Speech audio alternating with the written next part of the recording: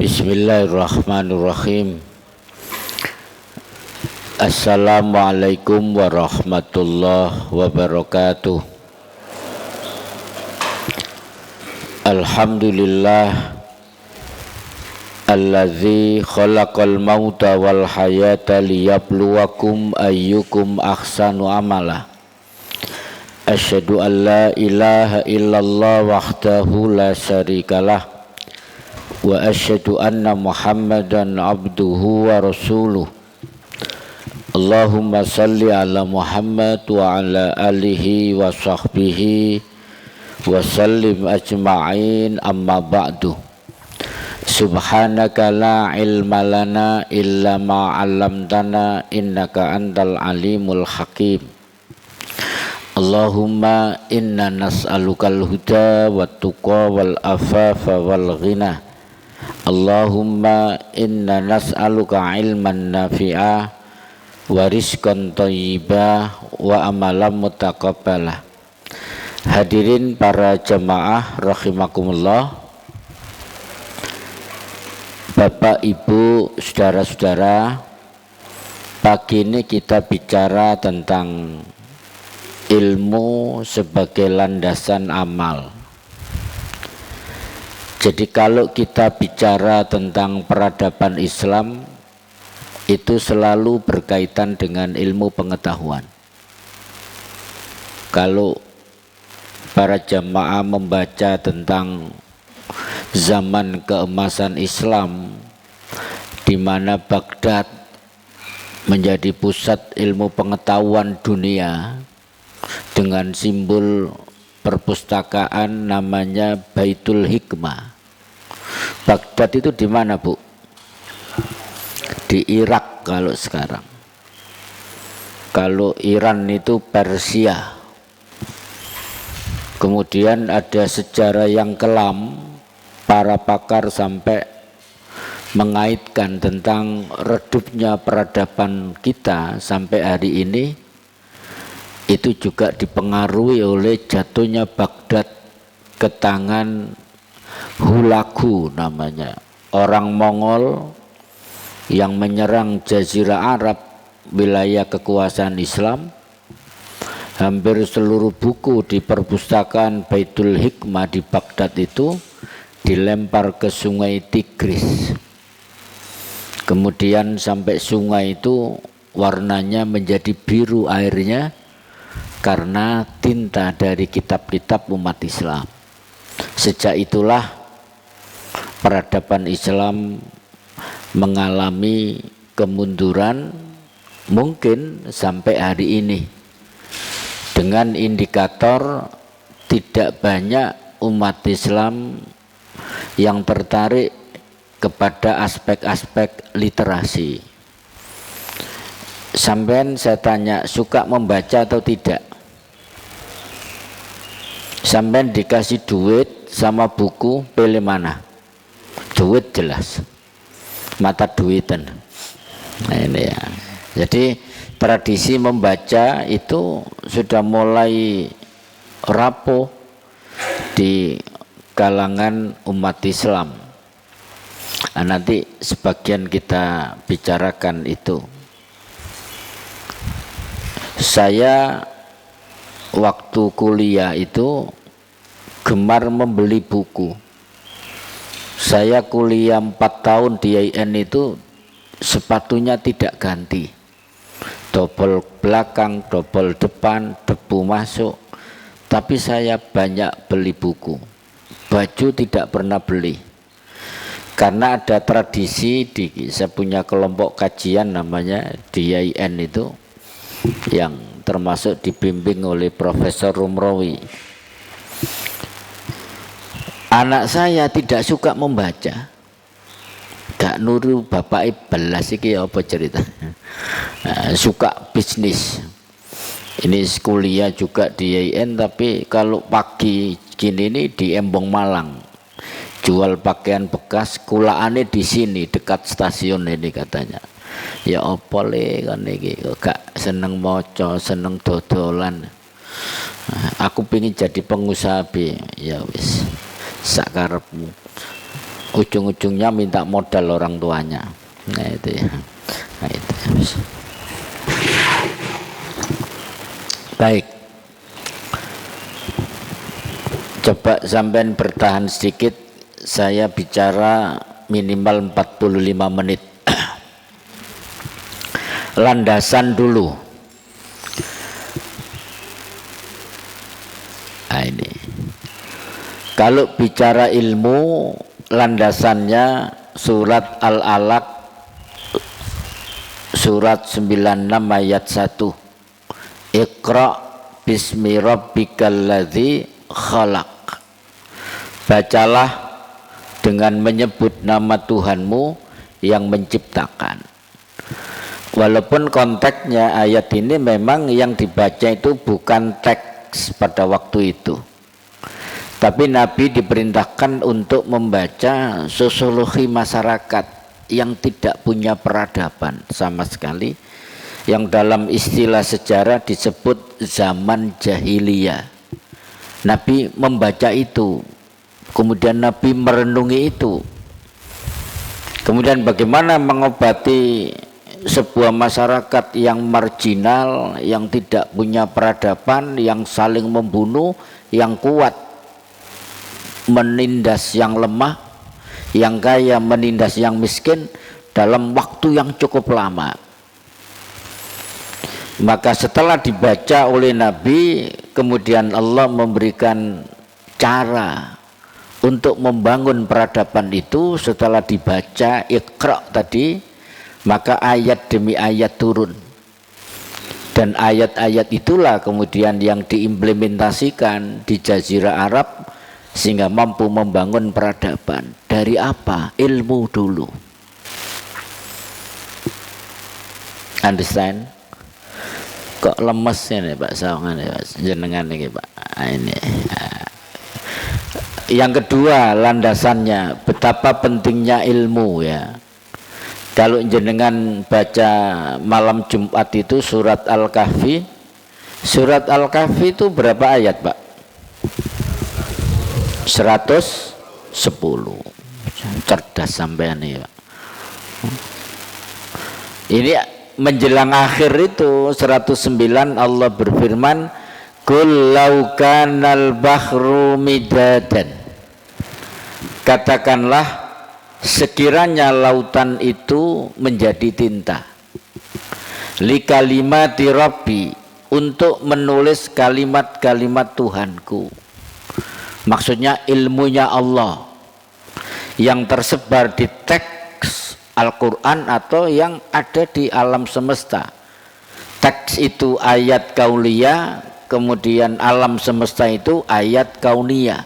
Kalau itu dibaca kemudian ditulis, seandainya untuk menulis itu lautan itu dijadikan tinta, lanafidal bahru qabla an tanfada kalimatu rabbi. Sungguh habislah lautan itu sebelum habis ditulis kalimat-kalimat Tuhanku, ilmu Allah tadi. Walau ji'na bimislihi madada, meskipun kami datangkan tambahan sebanyak itu. Apa kesimpulannya? Ilmu Allah itu sangat luas. Kalau lautan di muka bumi ditambah semisal itu, dan itu menjadi tinta untuk menulis, 2 lautan tinta itu habis, ilmu Allah belum habis. Saya tunjukkan contohnya betapa luasnya ilmu Allah. Ada kalimat di dalam Al-Quran, kulir ruhu min amri rabbi. Katakan Muhammad, ruh itu urusan Tuhanmu. Kalimat ar-ruh, alif, lam, ra, wawu, ha, ar-ruh, itu jadi judul kitab yang ditulis oleh Ibnul Qayyim Az-Zawji, menjadi buku tebal bahas ar-ruh tok. Bayangkan kalimat dalam Al-Quran itu berapa ayat, berapa kata, kalau dibahas satu persatu betul. Walau ji'na bimislihi madada. Luasnya ilmu Allah. Belum nanti ciptaan Allah yang berupa ayat kauniyah itu yang semakin kesini semakin ditemukan. Semakin kesini apa-apa sesuai dengan ayat-ayat Al-Quran, semakin lama semakin banyak ilmu pengetahuan yang ditemukan. Itu khazanah ilmu itu seperti itu. Kemudian Allah membedakan orang berilmu dengan orang yang tidak berilmu. Ini gambaran orang bloon itu apa begini ya, wallahu alam ya. Allah berfirman dalam surat Az-Zumar ayat 9, Qul hal yastawi, katakanlah apakah sama. Kalau Allah bertanya di dalam ayat seperti ini padahal Allah itu maha tahu, maka ini disebut istifham. Allah bertanya kemudian dijawab sendiri. Qul, katakan Muhammad, hal yastawi, apakah sama alladzina ya'lamuna, orang-orang yang mengetahui berilmu, walladzina la ya'lamuna, dengan orang-orang yang tidak mengetahui, orang-orang yang tidak berilmu. Enggak sama. Innama yatadzakkaru ulul albab. Sesungguhnya orang yang berakallah yang dapat menerima pelajaran. Ulul albab itu level kecerdasan yang paling tinggi kalau kita urut ya. Orang itu ada awam, ada cerdas, ada pinter lah. Di atas ini ada yang namanya ulul albab. Sehingga pendekatan Al-Quran itu juga berkaitan dengan ini. Ada orang mendekati Al-Quran itu dengan tilawah, dengan qiraah. Meningkat satu digit dengan tilawah. Meningkat satu digit lagi dengan tadabbur. Lah tadabbur itu orangnya namanya ulul albab. Contoh begini. Bismillahirrahmanirrahim. Misalnya ada Alif Lam Mim. Zalikal kitabu la raiba fih hudal lil muttaqin. Shadaqallahul azim. Ini bid'ah kalau ngomong shadaqallahul azim. Tak cabut ya. Terus ditanya orang yang membaca, itu tadi apa Pak artinya? Zalikal kitabu la raiba fihi hudal lil muttaqin. Saya enggak tahu. Pokoknya saya membaca seperti yang diajarkan kepada saya seperti itu. Ini qiraah namanya. Pendekatan terhadap Al-Quran kalau pada tataran qiraah itu orang awam pasti. Tapi kalau meningkat begini, zalikal kitabu, kitab Al-Quran ini, la raiba fihi, tidak ada keraguan di dalamnya, hudan sebagai petunjuk, lil muttaqin, bagi orang-orang yang bertakwa. Oh, neono itu sudah tilawah. Al-Quran ini petunjuk toh bagi orang-orang yang bertakwa. Sudah meningkat, orang yang lebih meningkat dari awam ke pintar atau cerdas. Tapi kalau dia menggali zalikal kitabu, ini zalika itu, tapi kok diberi mana ini? Oh, ternyata untuk mengagungkan Al-Quran tidak pakai hadza, tapi zalika dalam rangka mengagungkan Al-Quran. Zalikal kitabu la raiba fihi, tidak ada keraguan di dalam Al-Quran. Nilai kebenaran Al-Quran itu eksak, pasti, dan tidak ada yang mampu menandingi kebenaran Al-Quran. Dihubungkan dengan ayat fa'tu bisuratim mim misli wada'u syuhada'akum min dunillah. Tidak ada yang sanggup menandingi, karena la raiba fi itu kebenarannya pasti. Kan berbeda atau dengan yang kedua tadi. Hudan sebagai petunjuk. Oh, petunjuk itu berarti jalan, kalau diikuti berarti pasti. Hudal lil muttaqin. Apa itu muttaqin? Muttaqin kalau makna bahasanya itu orang yang takut. Tapi di dalam Al-Quran munasabah ayatnya, hubungan ayat yang satu dengan ayat yang lain, ternyata orang bertakwa itu di dalam Al-Quran disebut di 3 tempat, jumlahnya 13 item. Al-Baqarah 2-4, Al-Baqarah 177, Ali Imran 133 sampai 135. Kalau dikumpulkan ini menjadi karakteristik orang yang bertakwa.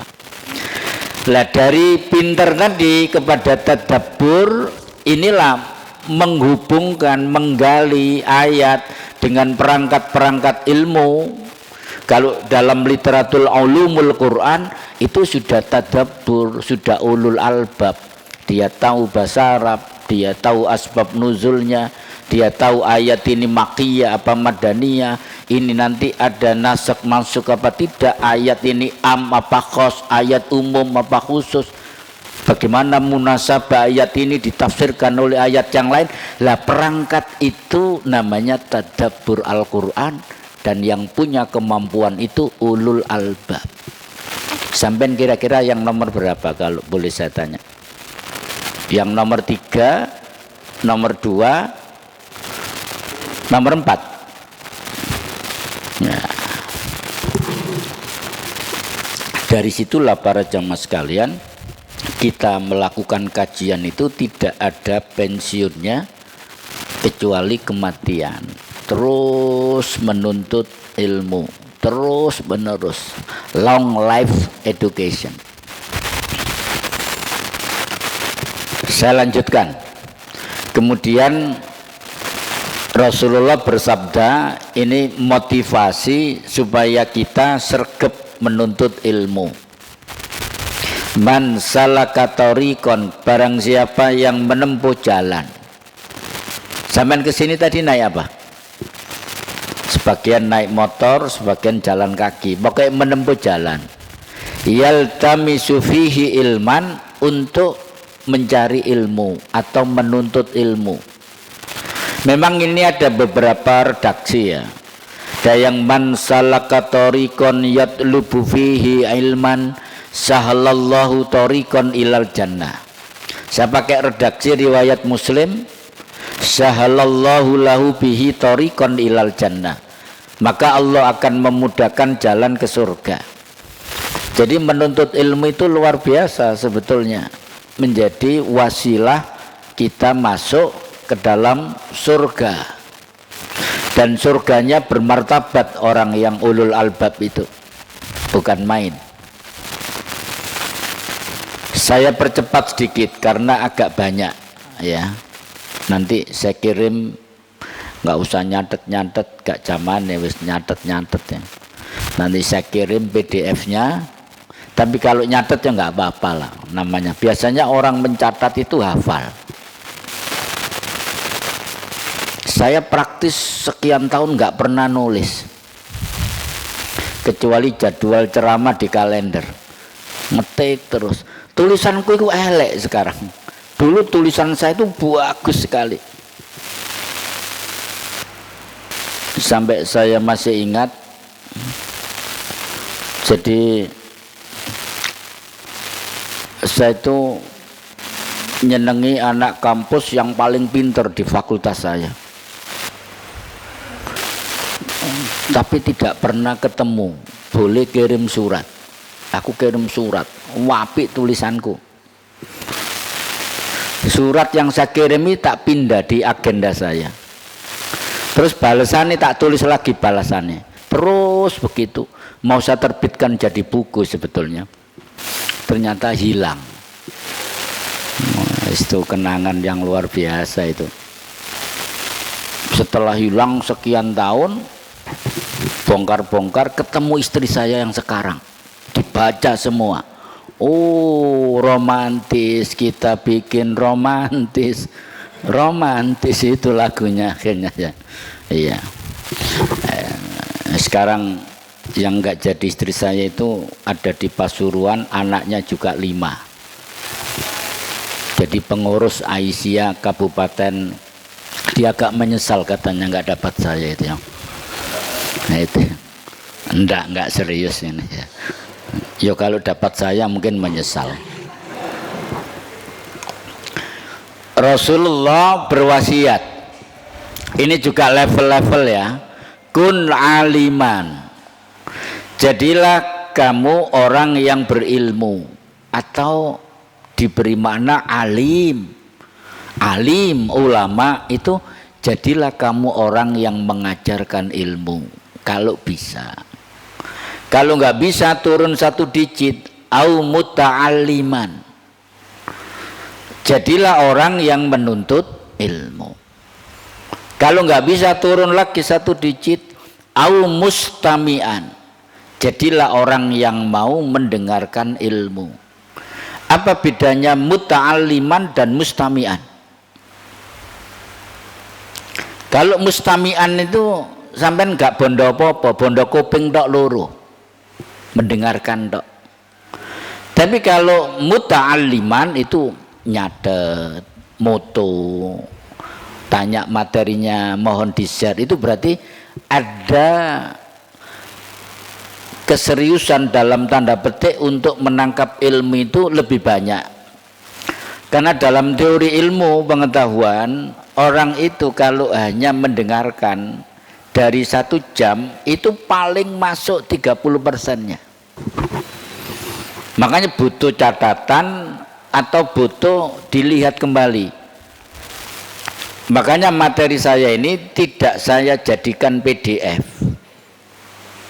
Kalau ada ustadz yang lebih junior dari saya memanfaatkan ini, tak persilakan, bahkan namanya ganti tidak apa-apa, nama sampean, nggak usah izin saya, biar ilmu itu semakin berkembang. Soalnya ada loh ustadz itu materinya di copy nggak boleh, kalau saya pakaian. Ternyata suatu kali ada ustadz gitu menunjukkan laptopnya ke saya, tak cek tek loh ini materi ku akeh sing digawe, alhamdulillah. Walaupun diganti namanya saya ikhlas. Yang keempat, au muhibban, atau orang yang menyukai ilmu. Jadi gak teko ngaji, ya gak ngrungokno pengajian, tapi seneng. Alhamdulillah Masjid Ar-Rahman itu si akeh sing ngaji nek subuh, tapi dia gak teko, tapi seneng. Aku melok seneng, tapi gak budal. Lho iku sik lumayan loh. Daripada wala takun khomisan, dan jangan menjadi yang kelima, fatahlika, kamu akan celaka. Wis mulang ndak, ngaji ndak, ngerungokno gak gelem, seneng tok gak mau. Inilah orang-orang yang celaka, sing senengane bubarno pengajian itu loh Pak, termasuk ini. Ambek orang ngaji tuh gak suka. Bahkan bahasa lapo ibu-ibu, bapak-bapak itu geruduk nang masjid. Oleh opo? Saya tuh punya pengalaman yang agak menyakitkan karena awamnya orang tua saya. Kalau bapak saya itu lulusan SD tapi agak tercerahkan. Jadi bapak saya itu NU, tapi satu kampung hanya bapak saya yang berani ngaji di masjidnya Muhammadiyah. Itu yang namanya Hanif. Iki lo bener, tapi kok dimusuhi sama orang. Kalimat pengajian itu bener ini. Sehingga ibu saya juga memusuhi. Ibu saya itu nggak suka ilmu.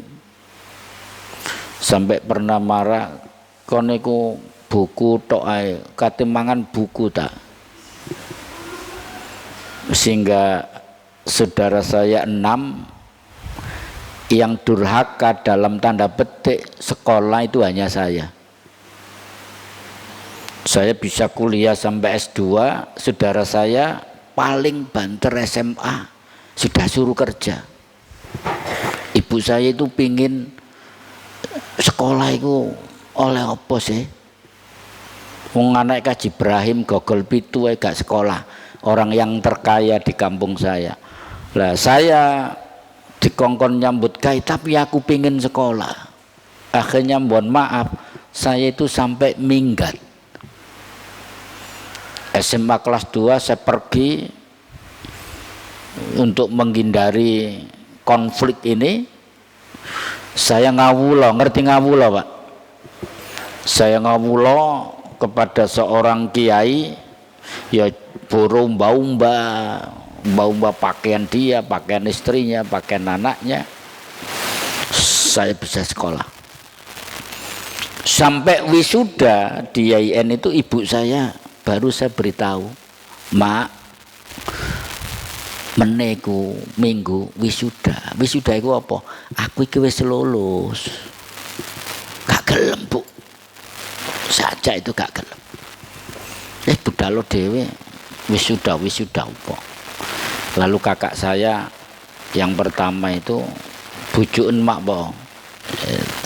Tak tumpakno mobil, engko tak jak mangan nang restoran. Begitu tahu wisuda itu 1000 orang kumpul jadi satu, anaknya dipanggil, baru dia sadar, oh iki ya wisuda.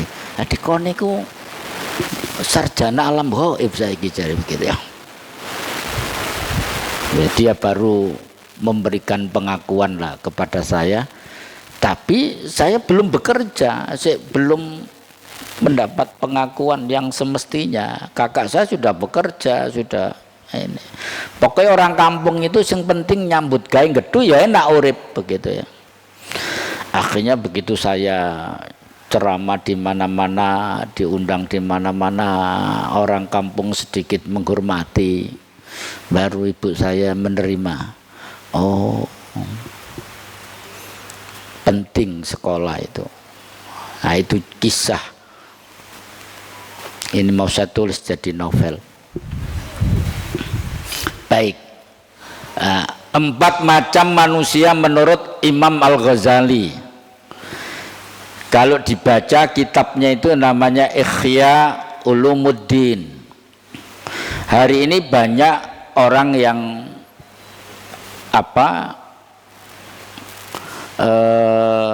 menyalah tafsirkan tentang Al-Ghazali karena dianggap kitabnya mengutip hadis-hadis dhaif. Coba sampean perhatikan 4 macam manusia menurut Imam Al-Ghazali. 1, rajulun yadri wa yadri annahu yadri. Ada orang yang tahu, dia tahu kalau dirinya tahu. Bingung ya?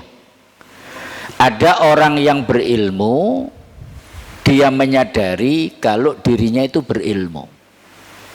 Fadzalika alimun. Yang demikian itu adalah orang alim. Fattabi'uhu, maka ikutilah dia. Yang pertama. Yang kedua, warajulun yadri wala yadri annahu yadri. Ada orang yang tahu, dia tidak tahu kalau dirinya tahu. Ada orang yang berilmu, dia tidak menyadari kalau dirinya berilmu. Orang ini berilmu tapi enggak menyadari kalau punya ilmu. Fadzalika naimun. Yang demikian ini adalah dia tertidur atau lupa. Fa'aikiduhu, maka bangunkanlah. Artinya, Mas sampai niki wae ngajar, sampai niki pinter, sampai berilmu, kenapa kok main karambol lah? Nah, misalnya begitu. Diingatkan kalau ada orang seperti ini. Yang ketiga, warajulun la yadri wa yadri annahu la yadri. Ada seseorang yang dia tidak tahu tapi dia menyadari kalau dirinya tidak tahu. Ada orang yang bodoh karena begitu ya, dia menyadari kalau dirinya bodoh. Fadzalika mustarsidun, maka yang demikian ini adalah orang yang mencari petunjuk fa'arsiduhu, maka tunjukilah, ajarilah dia. Dia masih baik, gak pakai pinter, dia menyadari kalau dirinya gak pakai pinter. Orang ini masih punya peluang besar untuk mendapatkan ilmu. Lah yang keempat ini yang naudzubillah summa naudzubillah, wa rajulun la yadri annahu la yadri. Ada seseorang yang tidak tahu, dia tidak tahu kalau dirinya tidak tahu. Ada orang yang bodoh, tidak berilmu, dia tidak tahu kalau dirinya bodoh, tidak menyadari. Fadzalika jahilun, yang demikian ini adalah orang yang jahil, orang yang bodoh. Farfiduhu, jauhilah dia. Zaman ini sudah seperti ini. Kadang orang bodoh ngomong di sosial media. Ada tokoh yang dirujak oleh banyak kalangan namanya Guru Gembul. Kalau Rocky Gerung menyebut suka ngibul. Dia bicara menurut saya, menurut saya, menurut saya. Jadi kalau bicara ilmiah itu ya literatur gitu loh maksudnya. Dan itu berbahaya kalau diikuti. Kalimat-kalimatnya yang memprovokasi, menyalahkan NU, menyalahkan ini, menyalahkan ini. Orang yang statementnya suka menyalahkan itu perlu diwaspadai. Jangan-jangan dia yang salah. Atau dia ngopinya kurang jauh. Saya kalau ngopi di sini jauh sekali, di Sidoarjo. Nah, baik, lanjut. Yang kedua, baru belum jam 5 ya, saya pikir sudah jam 6 tadi. Memang subuhnya agak malam gitu. Keutamaan ilmu.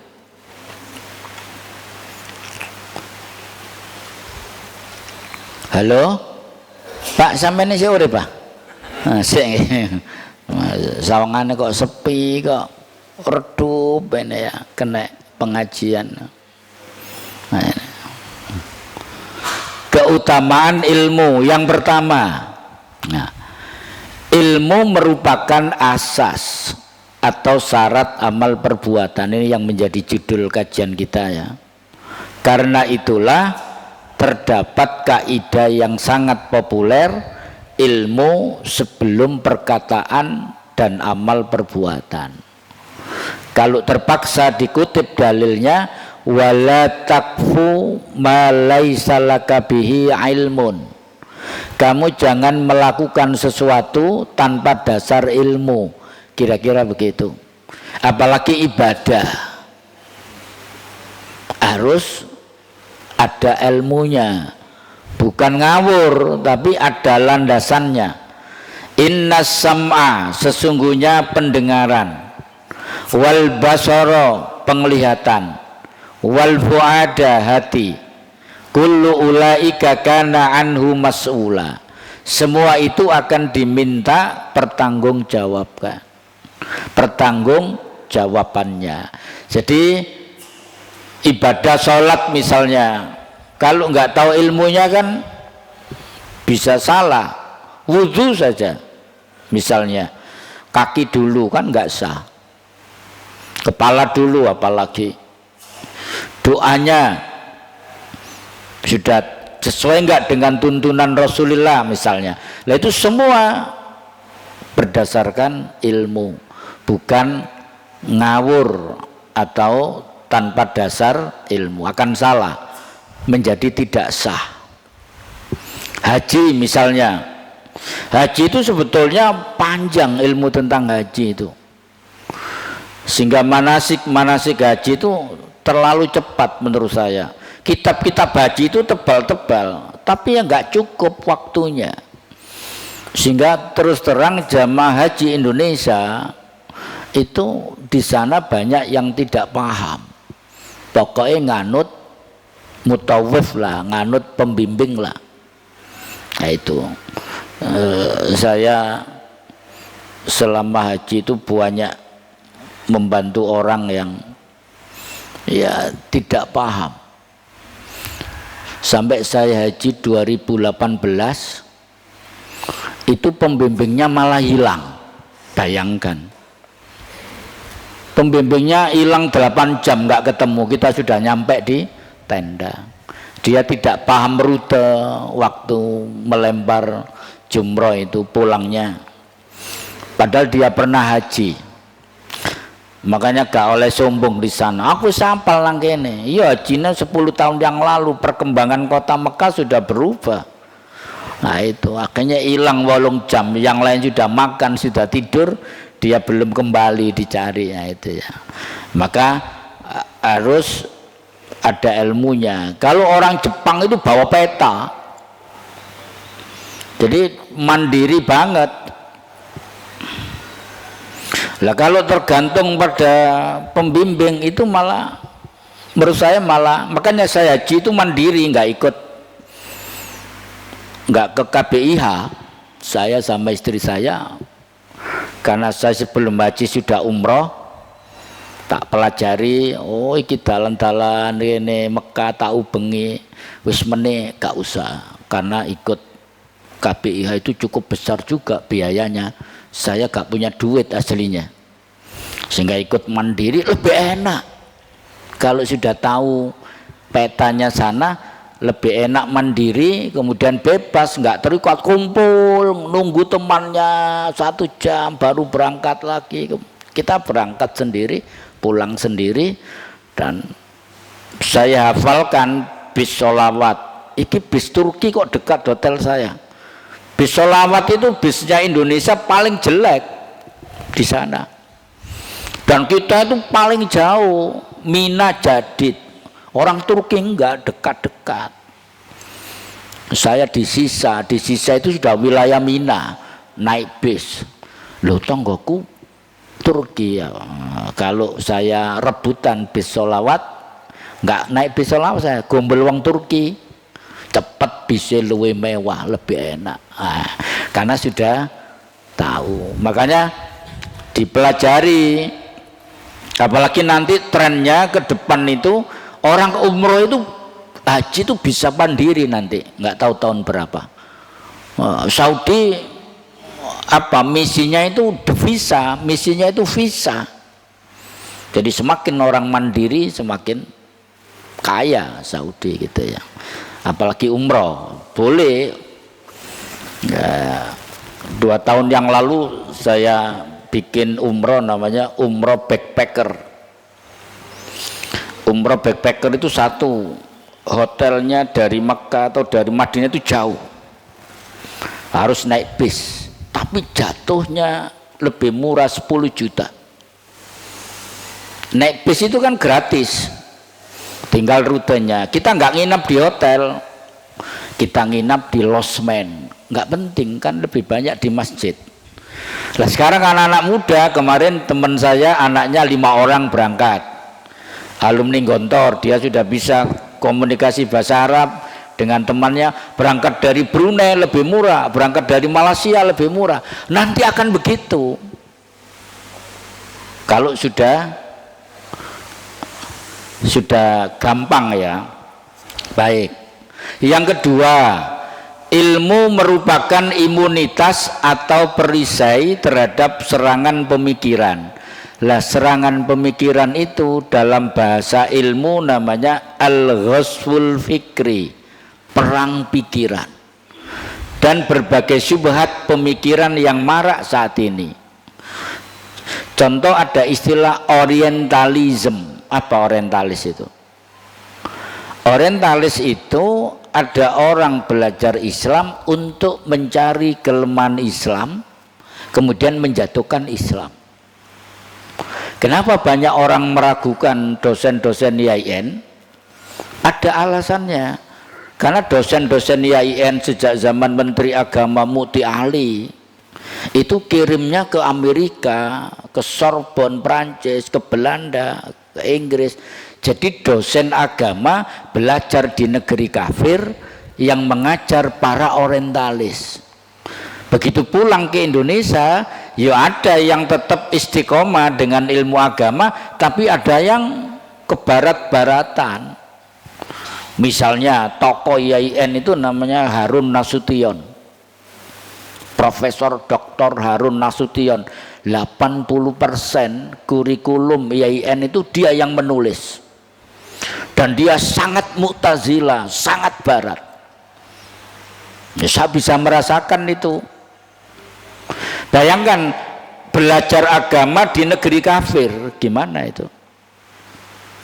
Makanya sekarang banyak para aktivis Islam belajar agama ya di Madinah, belajar agama di Mesir, belajar agama di Timur Tengah.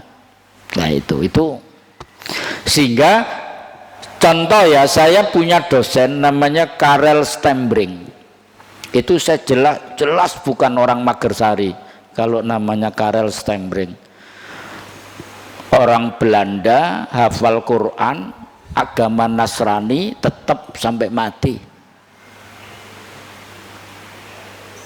IAIN Jogja menjadi dosen tamu di Surabaya, ngomong bahasa Indonesianya lancar, cara Jawa iso, sampean panjenengan bisa. Bayangkan dia Nasrani ngajari anak IAIN. Dan itu banyak. Lah orientalis itu ada hikmahnya juga. Ketika dia mempelajari Islam, kemudian ada juga yang masuk Islam, yang tadinya membenci. Itu hikmahnya. Saya punya buku judulnya Bible, Quran and Science Modern, ditulis oleh Maurice Bucaille, dokter tapi dokter kandungan. Dia masuk Islam karena sering operasi sesar. Di dalam Al-Quran kandungan wanita itu berbunyi zulumatin salas, ada 3 kegelapan. Nah dia punya pengalaman mengoperasi, ternyata kandungan wanita ada 3 lapis, sehingga kuat gembel bayi yang beratnya 4,5 kilo. Anak saya itu rata-rata lahir 4,5 kilo, dan nggak ada yang lahir 9 bulan. Semua 10 bulan 5 anak saya itu, dan beratnya 4,5, 4,3, 4,2, nggak ada yang di bawah 4 kilo. Kuat, zulumatin salas. Akhirnya dia kira-kira begini, wow, Al-Quran cocok dengan ilmu pengetahuan.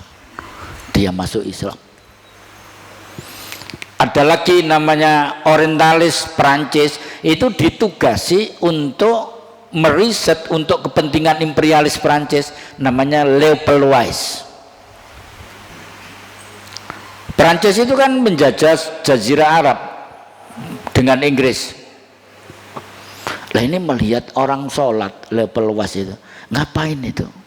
Dia diajak jalan-jalan ke sekitar Ka'bah, ngapain orang itu? Itu sholat. Sholat itu untuk apa? Sholat itu perintah agama dan bisa menimbulkan ketenangan dalam batin kalau orang itu sholat. Saya coba Leopold Weiss, Allah Akbar. Pertama nggak tahu doanya, gerak rukuk sujud, gerak rukuk sujud. Komentar pertama, saya tidak menemukan apa-apa yang Anda katakan itu. Anda belum sholat, Anda baru bergerak gerakan sholat. Sholat itu ada doanya, ajari aku doanya. Diajari mulai Fatihah sampai salam kanan kiri. Dicoba, saya belum menemukan ketenangan. Anda baru baca doanya, Anda belum khusyuk dalam sholat, ajari saya khusyuk. Allahu Akbar, hati Anda menerjemahkan Allah Maha Besar. Iyyaka na'budu wa iyyaka nasta'in, hanya kepadamu aku menyembah dan hanya kepadamu aku mohon pertolongan.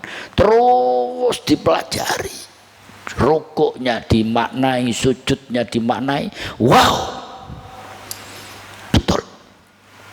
Leopold Weiss masuk Islam.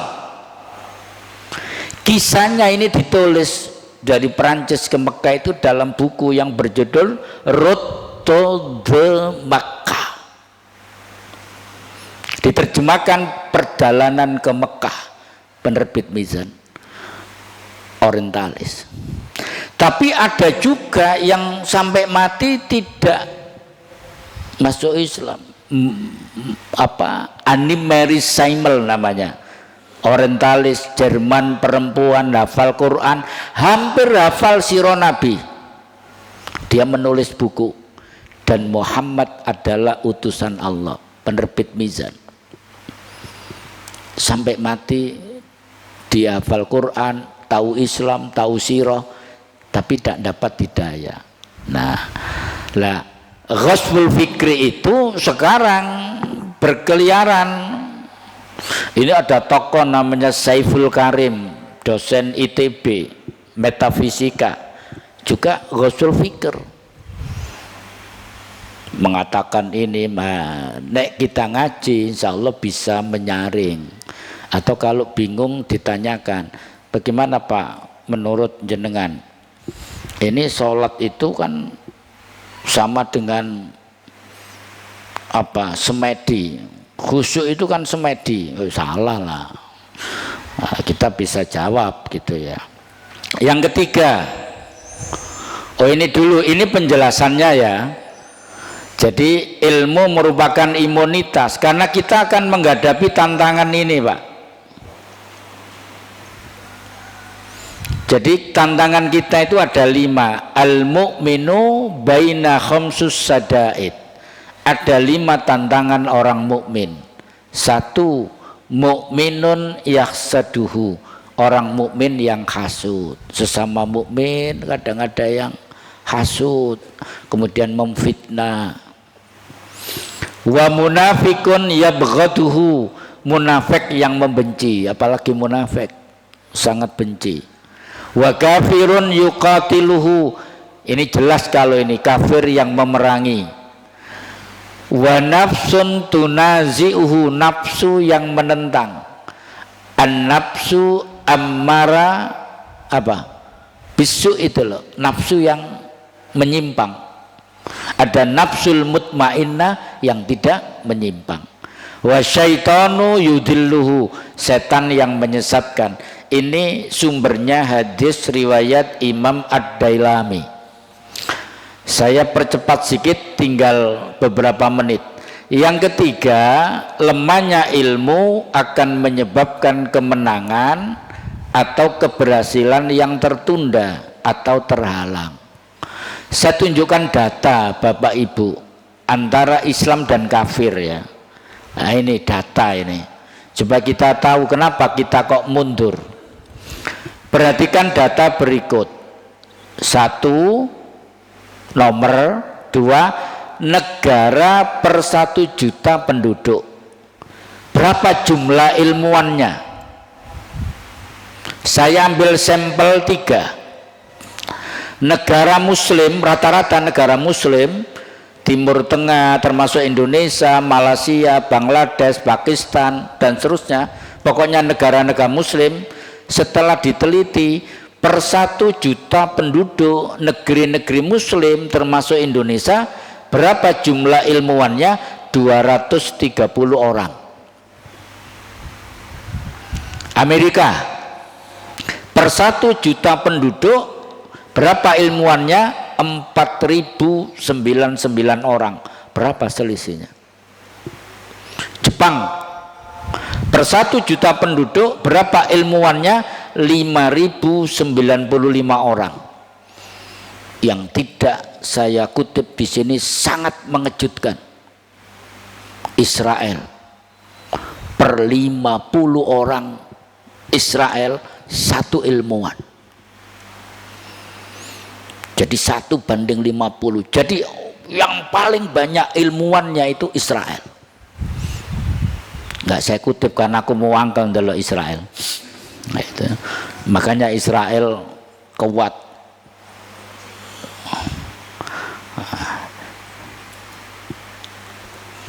Jumlah penduduk sekarang. Jadi kita itu bukan mayoritas Pak di muka bumi. Yang mayoritas itu Nasrani hari ini 2 miliar seluruh dunia. Islam 1,4 miliar. Hindu 900 juta. Buddha 360 juta. Sikh itu ya antara Hindu dan Buddha 23 juta. Yahudi 14 juta tapi menguasai 2 miliar 1,6 miliar itu. Sampai berita terakhir yang saya terima ini cukup mengejutkan. Ternyata ada 2 menteri, banyak ya yang nyata itu 2 menteri yang Republik ini tidak bisa menolak tekanan Yahudi. Pertama Menteri Keuangan, yang kedua Menteri Kesehatan. Dan data kesehatan Republik ini sudah dijual, sehingga nanti kesimpulannya begini. Jadi nanti itu Pak, ada corona jilid 3, 2, 3 begitu. Sehingga dari data itu Yahudi bisa membuat yang mati dulu adalah suku Jawa di wilayah Jawa Timur. Isok ngono iku Pak. Tapi yang didhisik no Magersari, misalnya isok itu Pak. Dari data itu bayangkan mengerikannya Yahudi yang menguasai itu. Dibuat begitu. Yang mati dulu suku misalnya Madura di wilayah Pamekasan dulu. Itu bisa diset, bisa dalam bentuk wabah seperti corona, dan itu sangat menakutkan. Ya dari ini, jadi yang mulai menjual data kesehatan itu mulai menteri setelah Menteri Fadila Sapari, kemudian itu penjahat kelas kakap sehingga umurnya tidak panjang. Jadi rahasia negara itu dijual oleh dia. Sejak menjadi stafnya Fadila Sapari sudah menjual, sudah diingatkan. Kemudian Fadila Sapari nggak jadi menteri, dia diangkat karena kepentingan yang merah ini.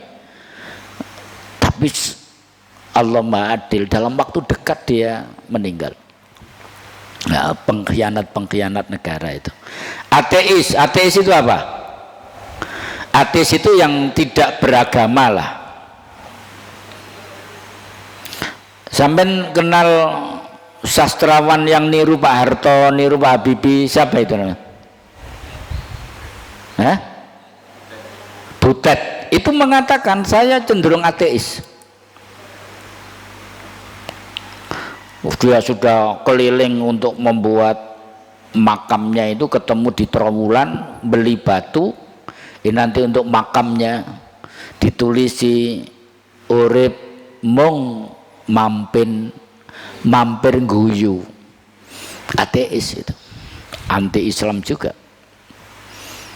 Nah itu lain-lain 525 juta ya Darmo Gandul, Darmo yang lain itu masuk ini.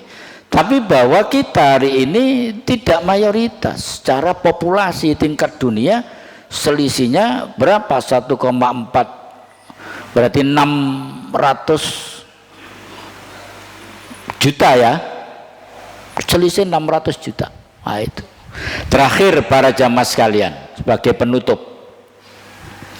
apa kata para ulama tentang keutamaan ilmu? 1, Mu'adz bin Jabal, ulama sahabat yang paham Quran. Ini Mu'adz bin Jabal. Mu'adz bin Jabal mengatakan ta'allamul ilma, tuntutlah ilmu, maksudnya belajarlah agama Islam. Wa inna ta'allumahu laka hasanatun, karena mempelajarinya adalah suatu kebaikan untukmu.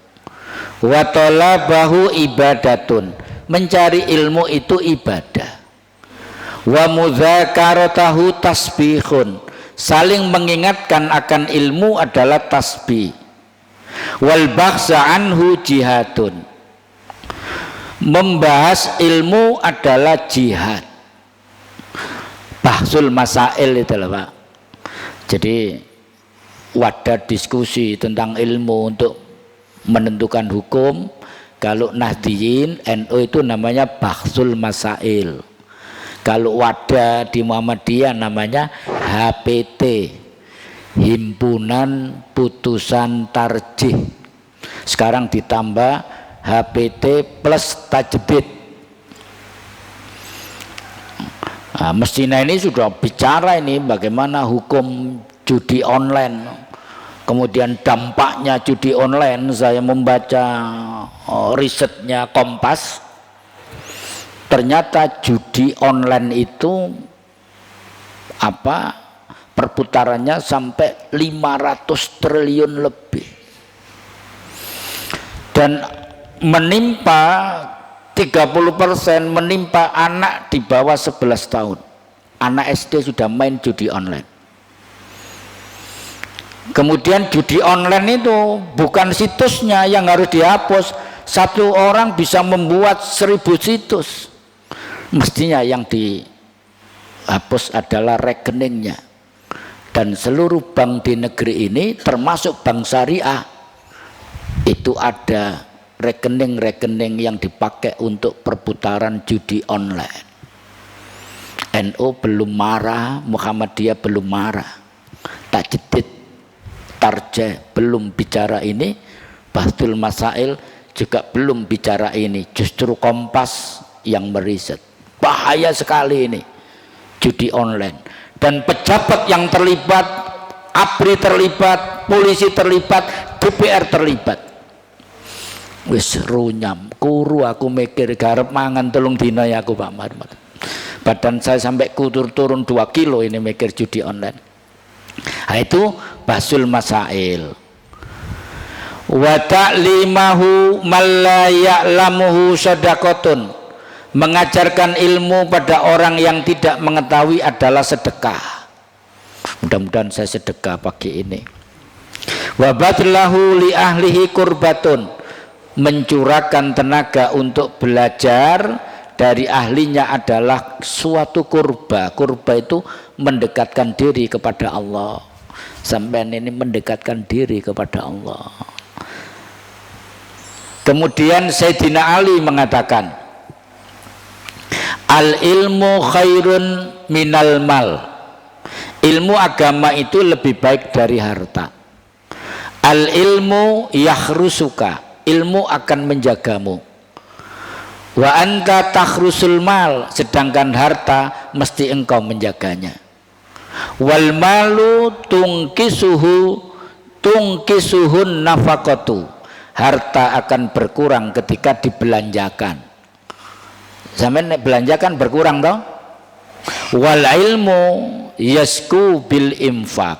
Namun ilmu malah bertambah ketika diinfakkan. Orang mengajar itu, pengalaman saya itu, ini kan materi baru saya sampaikan di 3 tempat itu hafal.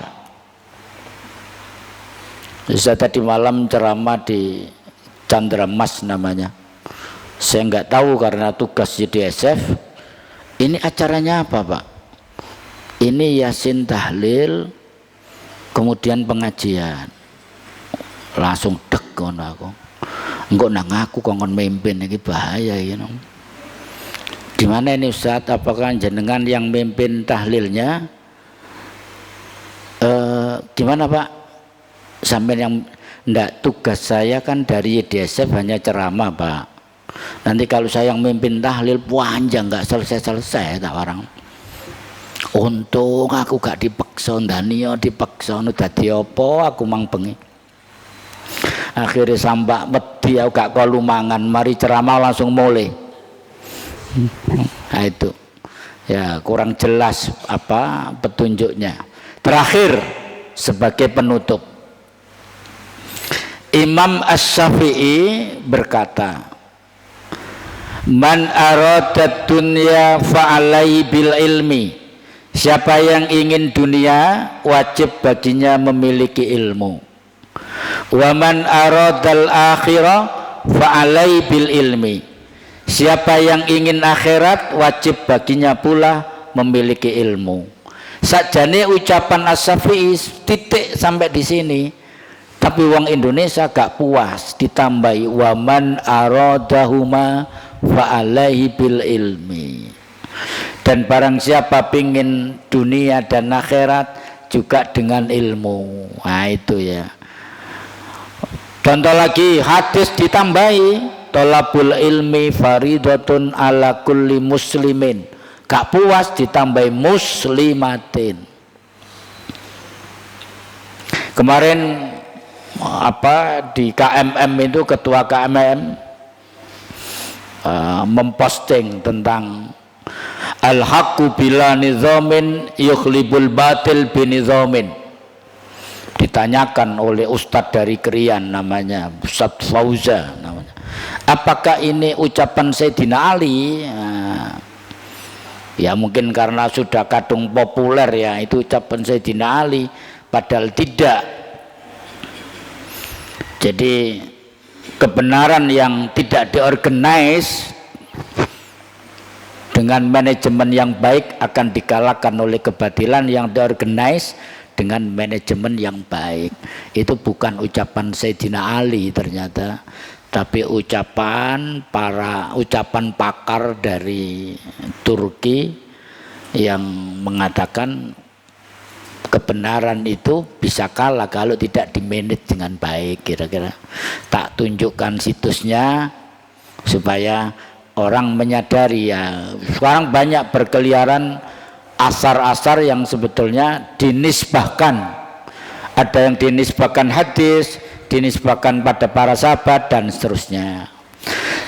Baik para jamaah sekalian, kita tutup dengan berdoa wa qur rabbi zidni ilman. Sering berdoa ini, ya Tuhanku tambahkanlah kepadaku ilmu pengetahuan. Juga ada yang nambahin rabbi zidni ilman nafi'a warzuqni fahman thayyiba ya arhamar rahimin. Boleh, tapi ayatnya bunyinya ini rabbi zidni ilman. Demikian yang bisa saya sampaikan. Ada pertanyaan? Tidak ada ya? Kalau pengajian saya terlalu lama, tolong diingatkan takmir ya. Ustadz terlalu lama itu ngaji itu ya 10 menit saja misalnya begitu. Iya, saya sekarang justru kesulitan membuat tema singkat itu kesulitan. Saya melihat tidak utuh kalau hanya singkat itu enggak sempurna capaiannya, sehingga cenderung panjang. Saya mohon maaf kalau terlalu panjang. Mari kita tutup dengan doa kafaratul majlis. Subhanakallahumma wa bihamdik asyhadu an la ilaha illa anta astaghfiruka wa atubu ilaik. Assalamualaikum warahmatullahi wabarakatuh.